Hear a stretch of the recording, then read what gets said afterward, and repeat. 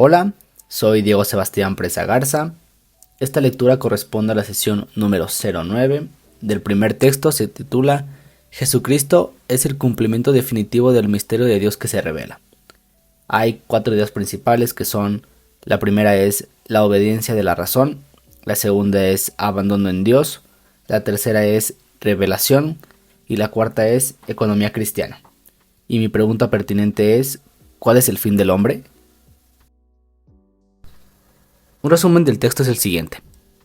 Juan Pablo II dice que la fe es lo que se encierra en la expresión creo, y está en una relación esencial con la revelación. Ahora, la respuesta al hecho de que Dios se revela y simultáneamente desvela ante él el misterio de la eterna voluntad de salvar al hombre es el abandono de Dios por parte del hombre, en el que se manifiesta la obediencia de la fe. Entonces, la fe es la obediencia de la razón y de la voluntad a Dios que revela.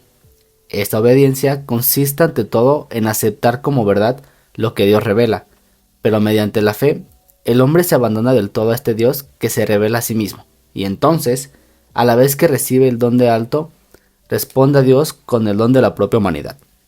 De este modo, con la obediencia de la razón y de la voluntad a Dios que revela, comienza un modo nuevo de existir de toda la persona humana en relación con Dios.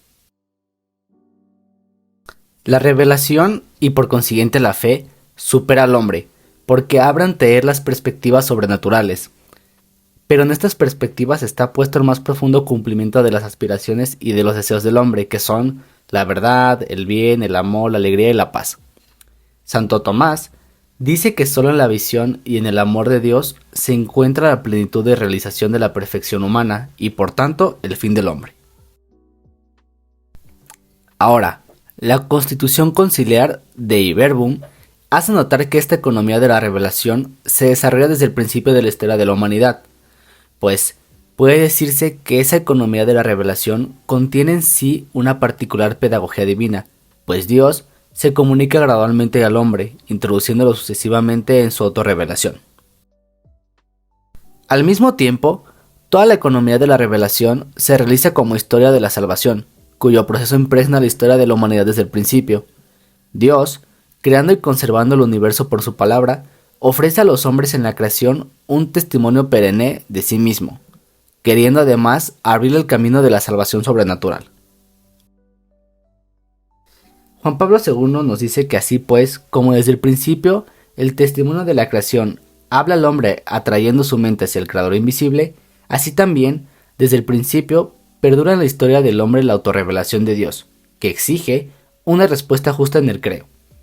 Esta revelación no se interrumpió por el pecado de los primeros hombres, pero efectivamente, Dios, después de su caída, los levantó a la esperanza de la salvación, con la promesa de la redención. Después, cuidó continuamente del género humano, para dar la vida eterna a todos los que buscan la salvación con la perseverancia en las buenas obras. Y, al llegar al momento, llamó a Abraham para hacerle padre de un gran pueblo.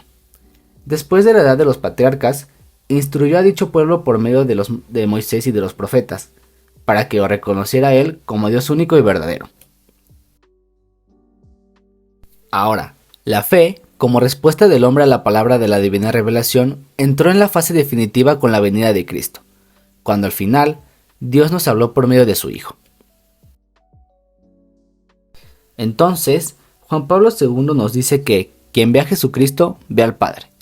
Él, con su presencia y manifestación, con sus palabras y obras, signos y milagros, y sobre todo con su muerte y su gloriosa resurrección, y con el envío del Espíritu de la verdad, lleva a plenitud toda la revelación, y la confirma con un testimonio divino.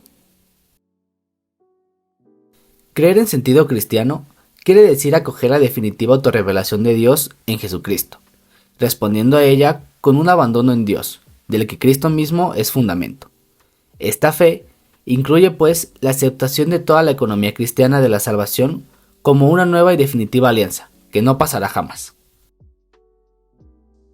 Así, el concilio, que en la Constitución Dei Verbum nos presenta de manera la pedagogía de la divina revelación, que nos enseña qué es la fe, qué significa creer y en particular creer cristianamente.